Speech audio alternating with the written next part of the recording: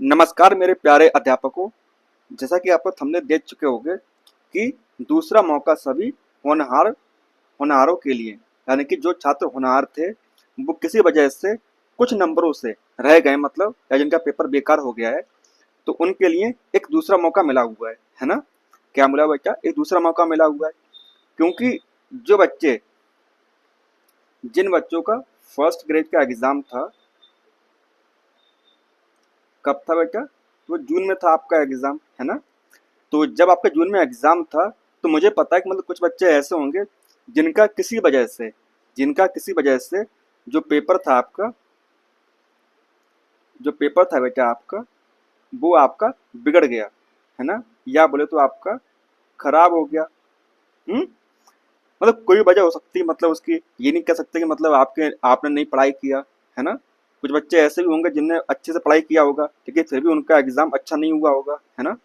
तो उनके लिए जो भी नई वैकेंसी आई है, जो आपकी न्यू वैकेंसी आई है ना, तो वो आपको एक क्या देगी? सफिशिएंट टाइम देगी, है ना।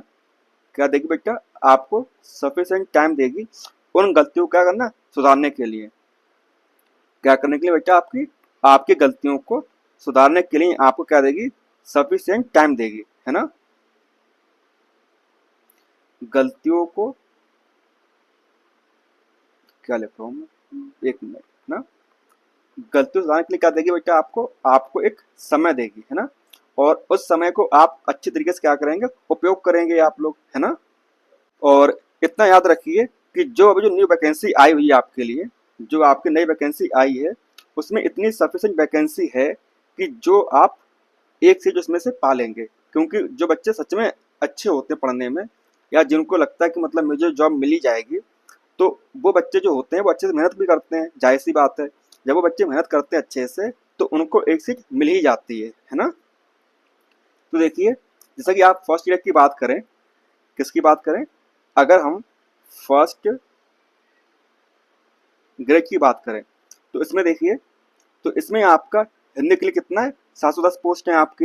इंग्लिश के लिए आपकी 360 पोस्ट हैं आपकी। संस्कृत के लिए 70 पोस्ट हैं आपकी। राजस्थानी जो लैंग्वेज आपकी है उसमें आपकी 6 पोस्ट हैं। पंजाबी के लिए 6 पोस्ट हैं आपकी। उर्दू के लिए आपकी 140 पोस्ट हैं आपकी। हिस्ट्री के लिए 170 पोस्ट है। एंड आपका जो अगर पॉलिटिकल साइंस है आपका, उसमें आपकी 350 यानी कि 356 आपकी हैं। बोले तो आपका जो 350 सीटें हैं आपकी, वो किसके लिए है? तो वो आपका जो पॉलिटिकल साइंस है उसके लिए है आपकी, है ना। ज्योग्राफी में कितनी है आपकी? तो 70 है आपकी, है ना। इकोनॉमिक्स के लिए कितनी है आपकी? तो वो आपकी 34 है ना। सोशियोलॉजी 22। पब्लिक एडमिनिस्ट्रेशन 2 सीटें आपकी। होम साइंस के लिए 177, नहीं, होम साइंस के लिए 70 है आपकी। केमिस्ट्री के लिए कितनी है आपकी? 177 है। केमिस्ट्री में आपकी अच्छी खासी वैकेंसी आई हुई है, कितनी है? 177 है ना। फिजिक्स के लिए 94 सीट्स हैं आपकी। मैथ्स के लिए कितनी है बेटा? 14 है, 14 है आपकी। बायोलॉजी के लिए कितनी है आपकी? 85 है। कितनी बेटा? 85 सीट्स हैं आपकी किसी बायो के लिए। और जिस पर हम फोकस करते हैं कौन सा सब्जेक्ट होता है आपका? वो होता है आपका बायो, है ना। और जिसके लिए हम मंडे से आपके लिए कुछ लाइव क्लासेस भी और आपको कुछ रिकॉर्डेड क्लासेस भी आपके लिए लेके आएंगे हम, है ना। और उसके बाद में commerce 430, drawing 180, music 7, political science education 73। जो कोच होते हैं आपके एथलेटिक्स के लिए 2 सीटें, बास्केटबॉल के लिए 2 सीटें, वॉलीबॉल के लिए 1 सीट, जो हैंडबॉल होती है उसके लिए 1 सीट, कबड्डी के लिए 1 सीट, और आपकी जो टेबल टेनिस है उसके लिए आपकी 1 सीट। तो कुल मिलाकर आपका कितना बेटा? 3225 सीटें आपकी आई हुई है ना।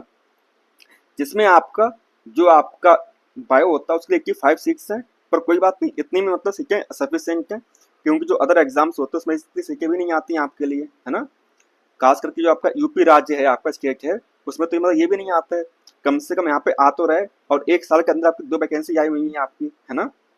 क्योंकि अभी अभी आपका जून में एग्जाम हुआ था फर्स्ट ग्रेड का, और उसका रिजल्ट भी नहीं आया अभी तक, तब तक आपकी जो नई वैकेंसी है वो आ चुकी है ना।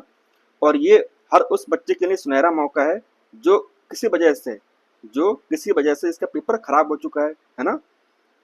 तो आप डिमोटिवेट मत होइए कि आपको आपकी सीट नहीं मिलेगी अभी, लेकिन आपके पास बस एक मौका है अपने आप को प्रूव करने का। बहुत से यूट्यूबर्स, मतलब जो टीचर्स हैं, मतलब वो वीडियो बना रहे हैं कि मतलब कौन सा ग्रेड आप मतलब चूज करें, है ना। कि मतलब आपको फर्स्ट ईयर का एग्जाम देना चाहिए या सेकंड ईयर का एग्जाम देना चाहिए, या आपका रेट मेंस आपका 6 to 8 है आपका या 1 to 5 है, किस लिए आपको एग्जाम देना चाहिए, है ना, कि किसमें आपकी प्रोबेबिलिटी कितनी ज़्यादा होगी आपको जॉब मिलने की। तो आप उनकी बातों मतलब ना फंस जाएं, इसलिए मैं आपसे बस एक ही बात कह रहा हूँ कि आप सिर्फ और सिर्फ खुद पर ध्यान दें, जो आपका दिल करे वो कीजिए। क्योंकि होता क्या है कि बेटा कुछ चीज़ें ना खुद की होती हैं, जैसे एक होता है ना कि आपका मनपसंद इंसान होता है, उसी तरीके से आपकी मनपसंद जॉब भी होती है ना। आपको फील होता है कि मतलब मुझे बस और बस यही जॉब करनी है और इसी लेवल पर जॉब करनी है ना, चाहे वो 9th-10th हुआ हो या आपका 11th-12th हुआ हो या आपका 6 to 8 हुआ या मतलब 1 to 5 हुआ। सबको पता होता है कि मेरा जो मेरी कैपेबिलिटी है वो किस में मैक्सिमम है ना। जब आपकी कैपेबिलिटी इसमें मैक्सिमम होगी तो उसमें आपका आउटपुट भी कैसा आएगा, मैक्सिमम आएगा, सिंपल सी बात है। और जहाँ पर आपका आउटपुट मैक्सिमम आएगा तो वहाँ पर आपको खुशी मिलेगी। क्या मिलेगी बेटा, आपको खुशी मिलेगी। क्योंकि जिस बच्चे का सपना होगा 11th-12th पढ़ाने का, अगर वो 6 to 8 पढ़ाने जाएगा तो वो ना एक टाइम बाद बोर हो जाएगा वहाँ पे, है ना। देखिए फिलहाल तो बात ऐसी है कि मतलब बेरोजगारी काफी चल रही है ना, बेरोजगारी मतलब बहुत ज्यादा है। जहाँ पे जॉब मिल जाए इंसान वहाँ पे मतलब कि खुश हो जाता है कि मतलब हाँ मुझे पैसे आ रहा है अकाउंट में। लेकिन वो जो टीस रह जाती है ना दिमाग में, दिल में, कि मतलब हाँ मुझे ये करना था, वो नहीं कर पाया। लाइफ में रिग्रेट रिग्रेट रह जाता बाद में कि काश मैं ये कर लेता, थोड़ा सा और एफर्ट लगा देता तो मुझे आज ही जॉब मिल जाती, है ना। तो बस वो चीज़ दिमाग में रखिए कि मुझे वो जॉब लेनी है जो मेरा दिल कह रहा है आपका, है ना। और जो आपका सेकंड ग्रेड का जो अभी एग्जाम होने वाला था सितंबर में, जो आपका सितंबर जो एग्जाम है अभी आपका किसका बेटा, जो आपका सेकंड ग्रेड है ना। और उसका एग्जाम हुआ नहीं तब तक उससे पहले आपकी एक न्यू वैकेंसी आ गई है ना। और इसमें स्पेशली हम बात करें आपके जो साइंस सब्जेक्ट है हमारा विज्ञान वाला, उसमें कितनी सीटें बेटा आपकी हैं, तो उसमें आपकी टोटल कितनी, तो वो है आपकी 1355, 1355, यानी कि 1355 सीटें आपकी हैं किसमें, विज्ञान वर्ग में। और खासकर जो अदर स्टेट के बच्चे हैं वो अपना नॉन टीएसपी लगा देंगे, है ना। तो बोले तो उनके कितना है 1160 सीटें, और 1166 बेटा मायने रखती है ना। कहीं कहीं पे तो इतनी भी नहीं आती हैं। तो आपके पास एक मौका है कि एक तो मतलब अभी जो आपका एग्जाम सितंबर उस पर फोकस कीजिए। अगर किसी वजह से आपका यहाँ पर रह जाता है तो आप जो आपकी वैकेंसी है आपकी जो न्यू वाली होगी उस पर आप फोकस कर सकते हैं आप लोग, है ना। और इसकी शुरुआत अब कहाँ से करेंगे, इसकी शुरुआत आप करेंगे एनसीईआरटी से। कहाँ से करेंगे बेटा, तो जो आपकी एनसीईआरटी बुक्स हैं आपकी, वहां से आप क्या करेंगे, स्टार्टिंग करेंगे अपने, स्टार्टिंग करेंगे आप लोग, ठीक है ना।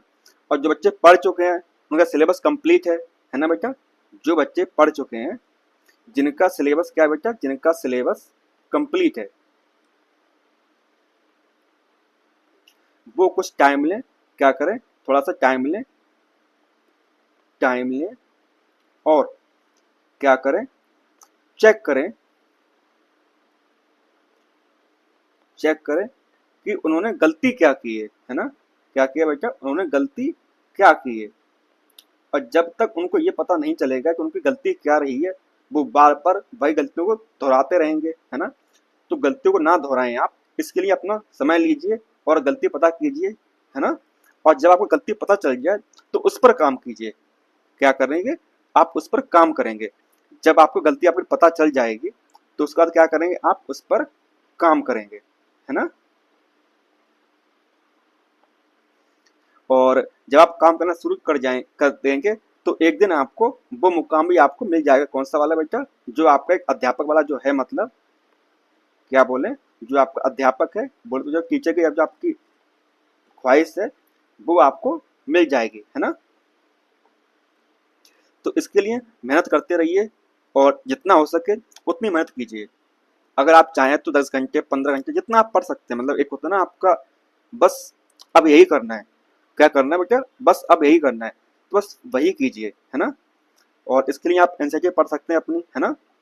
तो चलिए बेटा मिलते हैं आपसे फिर कभी नेक्स्ट क्लास में।